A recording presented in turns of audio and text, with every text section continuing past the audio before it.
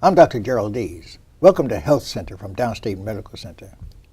Today we're going to explore becoming a doctor and the lack of doctors and the lack of family doctors.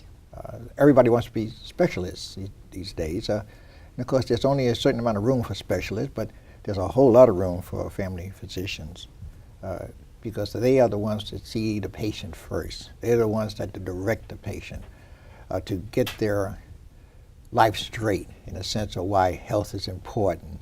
But we do not have enough of these physicians around.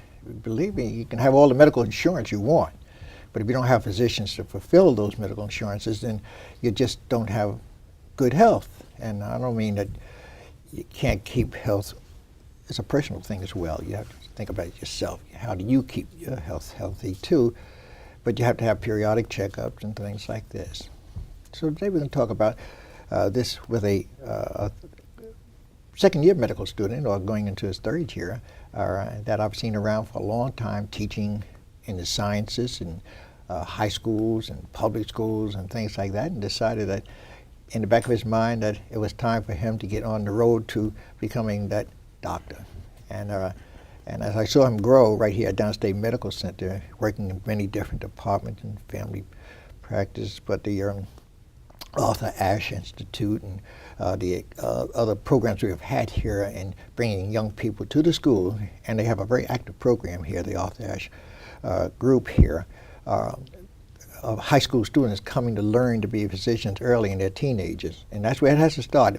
But it even has to start even further than that. I have a program that I'm trying to institute right now, starting a person to become a physician from the third grade. Because by the time you get to high school, if you're not interested in science, it's hard to get interested then. And if you don't have it in high school, you certainly won't be going to college with it. So I want to welcome this wonderful student here, Richie Clare. Welcome Dr. Deas. to Always a Downstate pleasure. Medical Center. Thank you for having me. Yes. You know, Richie, I seen you around a long time. I mean, you were a little boy when you were. When I look at you sometimes standing over me, and I say that it's been a long road, but you know, but it's been a road that has been accomplishment step by step, you know. And so maybe to get a little stepping on the steps that you took, just give me an idea. When did you think of? What's your background in schools as far as public school and high school and so forth? Well, I, like many people, I came here, I was born in Brooklyn, but I grew up in the Bahamas. So I attended primary and secondary school in the Bahamas. Right. And after high school, that's when I came here to back to New York, and I enrolled in Brooklyn College. Right. And I think around the times when I met you, I think I was about a sophomore at Brooklyn College. And from Brooklyn College, I was a pre-med student, obviously, and I majored in health and nutrition science. Right, yes.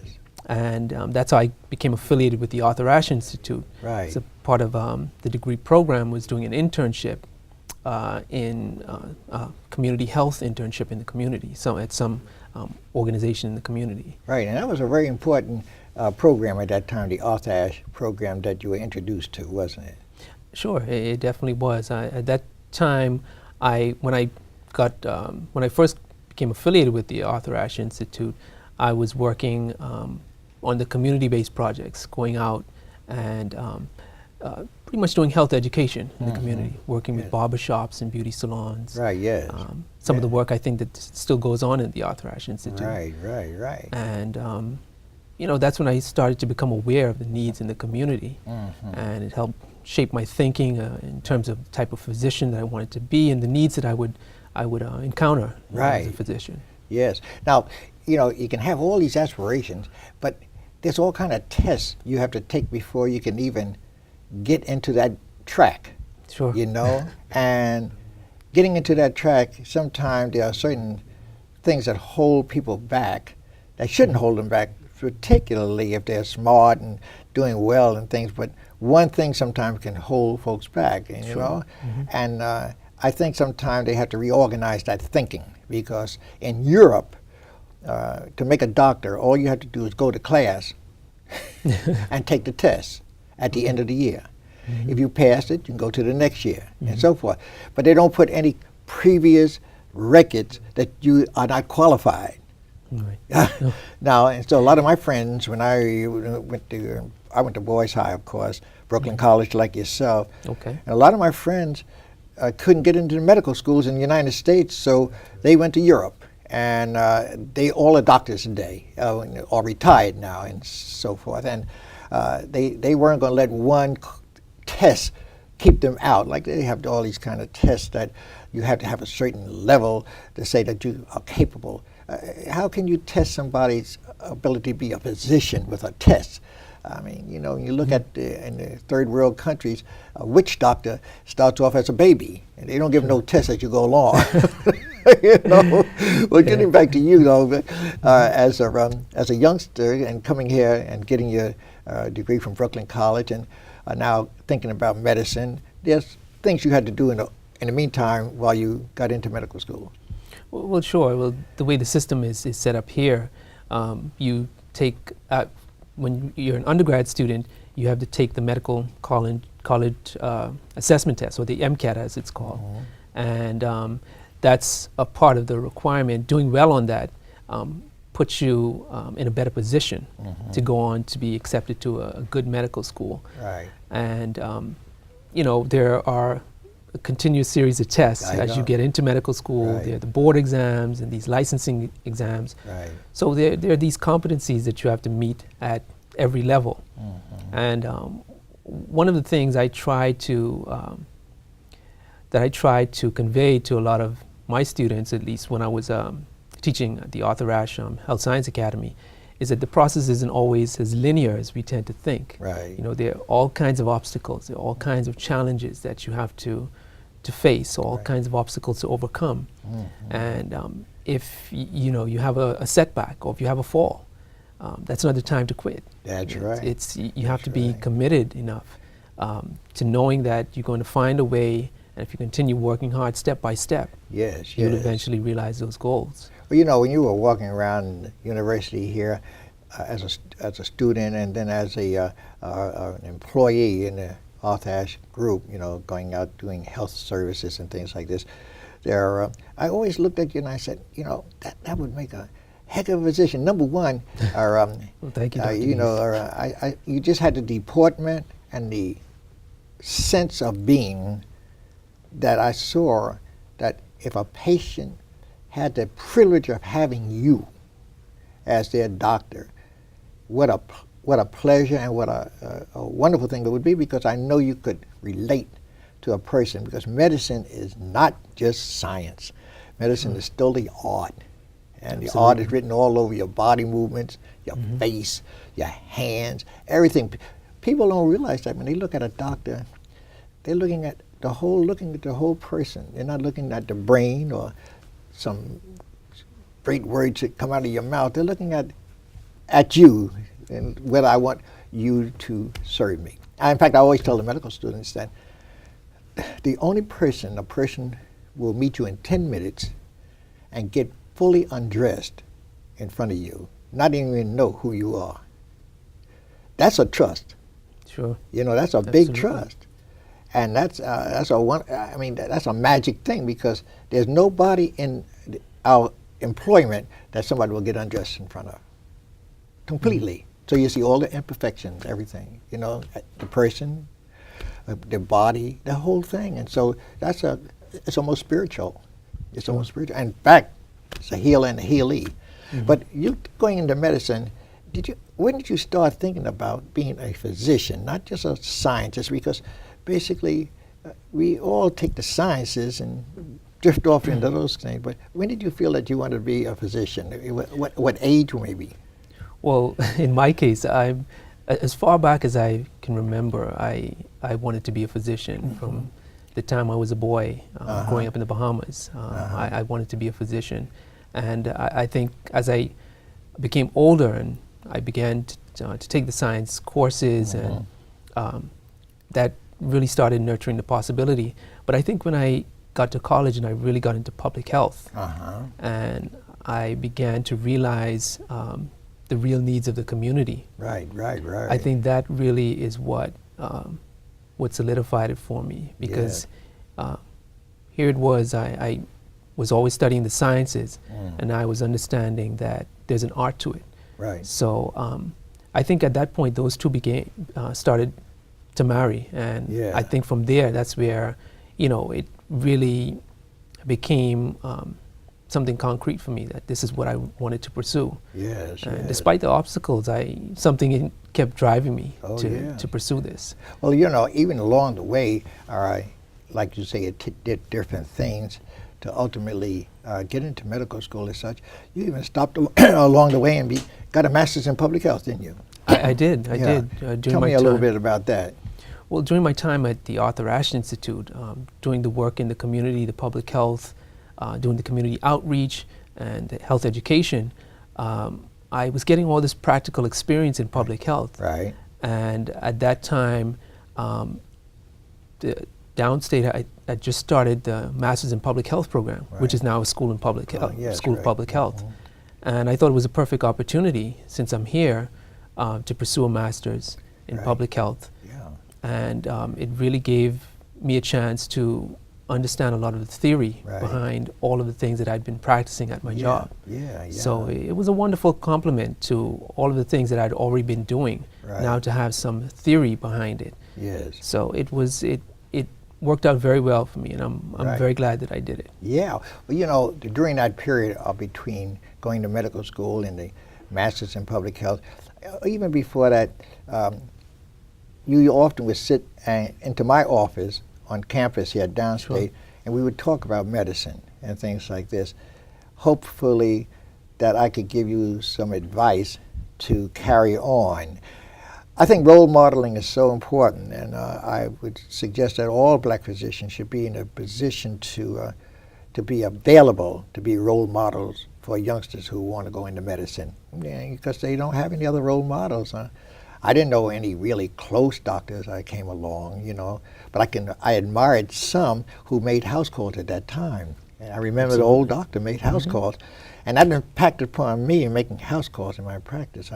I would never refuse a person, if they got on the phone, whether they were a patient or not, to make a house call if they were sick. Whether I wouldn't say, do you have insurance? Are you my patient? You're sick, I'll take care of you. I'll see you. You know what I mean? And I think that this is the thing we have to kind of get our medical students to understand. You're there to heal. Absolutely. You're not there to for a patient to come to you. Sometimes you have to go to the patient. You know. Absolutely. Now, talking about Ben Carson, who wrote the book called Gifted Hands, you know, when you read that book, and he's one of the best neurosurgeons in the world, but he grew up in kind of a rough neighborhood and things like this. His mother couldn't read or what have you, although she looked at all his homework and things like this. And he was acting up in class until they found out that he had a little eye problem, and so he wasn't seeing the blackboard. So when they corrected the eye problem, he went to the top of his class, you know.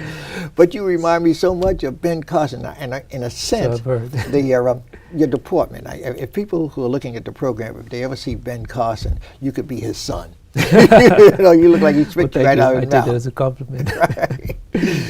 Now, getting into medical school, and now you're in medical school now, and you're going into your third year. What school are you attending right now? Well, I attend New York College of Osteopathic Medicine. Okay. Known as NICOM. NICOM, right. And that's in Long Island. It's in Long Island. Yeah, right. And here you finished your 2 years right now. Yeah, just finished the 2 years. And it's been rough, hasn't it? Sure, it's been difficult. You know, medical school is a challenge by itself, because it's the volume of information that you have to consume and master in the period of time. Right. And you know, of course, life goes on. There's other things that you have to deal with. So it's difficult adjusting and then maintaining. Right. And I've certainly had my challenges. I'm thankful that I've gotten through the 2 years. Right, sure. Just looking forward to the next 2 years. Yeah, right. Well, you know, when I came here, even at Downstate, there was 2 African Americans in my class. My friend, who was from Howard University, he was my friend after he got in medical school. His name was Leo Stewart, who became a pediatrician. He was a Phi Beta Kappa from Howard University. Oh, But okay. still, it was only 2 blacks, and that was Sure. 1958. We're still having trouble getting young blacks into medical school. The numbers are still quite low. Yeah, Very low. Just in my limited view of what I can see. You're right. I think there are, when I came in 2 years ago in 2009, I think there were about 6 or 7 of us in a class of about 285, 290. Isn't that something? Yeah.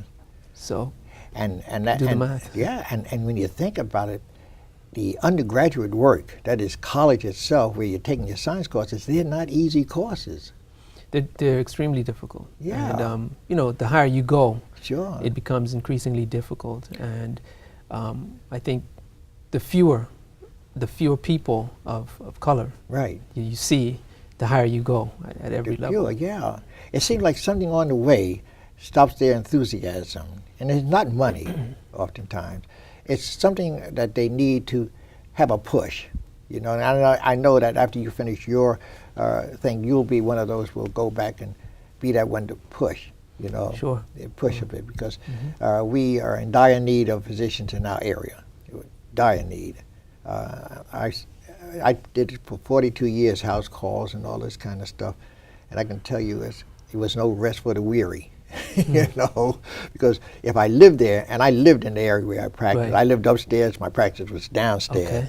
So I was on 24/7, Sure. 365 days a year. I can remember spending Christmas, New Year's, holidays at somebody's Serving, yeah. attending to their illness, you know. But it is a commitment. It's more than a commitment. It's a spiritual thing when you think about it, you know. And I was looking at you with this spirit that you had to get all these levels that you come here today, sitting here talking about moving on now, and maybe another couple of years have your MD, OD, whatever, to go ahead and practice medicine. What do you think about the future? What would you like to do in medicine after you, say, finish, basically? Well, the type of physician I've always wanted to be. I've always wanted to do community work. Okay. That's what I've always, from time I was a young boy, that's the type of physician I dreamed of. Right. You know, you take care of the community. So right now I'm thinking about family practice. That's what I'm interested in, and having the type of background that I have in public health. Right. And having some keen awareness of the needs of the community. Right. I think that's a place where I think I can be most effective. And I think, I certainly think you could. You know, Miriam Vincent, who's the head of family practice here at Downstate Medical Center, she was my student at York College. Okay. Yeah. And and so she is now the head of the Department of Family Practice here at Downstate Medical Center. She not only did that, but she went on and got a PhD in the biochemistry, and she had a now she's finishing her law degree. Wow, and she came wonderful. she came out of the hood. Let me tell you, and accomplished all these things along the way, and still going to school, and still runs a very fine family. And so it'd be remarkable if it turns around that you are right back here in that residency of family practice. Never know. If they, but I'm sure if they offered it to you, you wouldn't refuse it. Absolutely, it'd be a great opportunity. Yeah, and you would see that whole chain of being a student. Right, and to come back to this community where And come back to the community. Been around, in and around, worked in and around for so long. Yes, Be a great yes. opportunity. Yeah. Now, other interests. Do you have any other interests that you've had along the way that you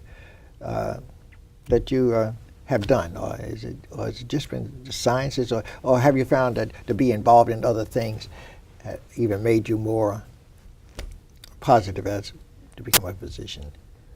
Well, I think for me it's just been the support of my family, family and community. The church that I attend, Right. they've always been very supportive of me and my goals in pursuing becoming a physician. Right. So I think having that support really helped me to keep going, because you know about the obstacles along the way. yeah, I've sure. told you about a lot of my challenges, Dr. Sure. Deas, and I think if I didn't have that backing, it would have been much more difficult for me to continue and to stay strong. Right. through all the things I've been through to get to this point. Yeah. You mentioned a very important word as through your words just in church. What role has the church played in your developing even an attitude of being a healer? Well, it's played definitely a big role. From the time I was back in the Bahamas, my family always went to church, and they always made sure the children went to church. Right. Back then, it wasn't really a choice. Yeah, right. But as you get older, you start to understand how this plays a role in your spiritual development, and how you need to develop yourself as a whole person. You know, Right. just like how you develop yourself physically and mentally, spiritually, it's important as well. And like you said, the journey to medicine, a big part of it is spiritual, because a lot of this is understanding people and how Right. you connect with people. So it's more than just looking at what illness this person may present with, but understanding what are the real needs of this person, what's happening in this person's life. Yeah, the And dynamics of it. Exactly. Yeah, and yeah. what's going on with this person, how can you connect with this person in a way that you see and understand their needs as your own, and then Right. you start to think about how it is that you begin to address that. Right. So it's definitely played a role in my life and in my development, and I'm thankful for that now. I can Yeah. appreciate that in my adult life. Oh yeah. I see students come to medical school. I ask them about spiritual life. They don't offer it as a course, which I think should be. In fact, when I used to teach here too, my last class was in the chapel of the hospital, and I used to take the students in there and teach the last class of the thing. I would tell them, this is where you got to be familiar with, even if you have to suggest to the patient or to the relatives that there is a chapel here, and that if you want to sit quietly and reminisce or anything or pray, because even prayer is such a powerful thing. I mean, because most folks that you get in practice with, they go to church themselves, and so when they see this relationship that you got another power other than writing a prescription or doing surgery or doing that, but there's another power working between you and the patient, emotionally that really values them up to want to do well with their health, follow your instructions, and so forth. And so I think that church thing was so important. In fact, there's a story where a woman was in a house, and a flood came, and a boat came along, and said, get on board. She said, that's all right, God will take care of me. So it went on up to the roof. The water came up to the roof. Another boat came by. She said, God will take care of me. And finally, she was sitting on top of the chimney, and a helicopter came, and she said, that's okay, God will take care of me. Well, she got drowned, and she got to heaven, and she said to the St. Peter, she said, I've been a good person all my life. She said, and why didn't God take care of me here? I'm dead now, and I'm happy I'm here. And he said, well, we sent you two boats and a helicopter. So if you don't, you're the helicopter. So if you can just remember, you fly in the helicopter. And so, but you can't, faith and all these things move, but they move in conjunction with one another, not just by itself. And so I can see that your development along this whole line of background, teaching, Downstate Medical Center, all these kind of things. We have just a couple of minutes, and which is time is our enemy. Just one thing that you could maybe, a few words that you would tell students who might be looking at this program to stay strong. Well, just remember that it's, like I've always tried to tell my students, it's not always linear. The process or the journey is not always linear. Sometimes you might have to take several avenues. You may have to take several different turns. There might be setbacks. There may be challenges. There may be obstacles to overcome. But if you continue to push and continue to go forward, you'll find your way. Right. You'll find your way. Yes. Just continue to make progress every day. Right. And never think that there is an end to this whole thing. Even after you become a physician, Oh no, it's always, education is a lifelong process. Especially in medicine. Yeah. When you look at the journals that come out each week and the books that are written each year, it's amazing that you have to keep up instead of catching up. Yeah, absolutely. So, but it's good having you. Pleasure, Dr. Richard, Deas. man, Thank you very much for having me. And you're not only rich, odd, you're rich in your, your what you're doing, and you have a lot of clarity.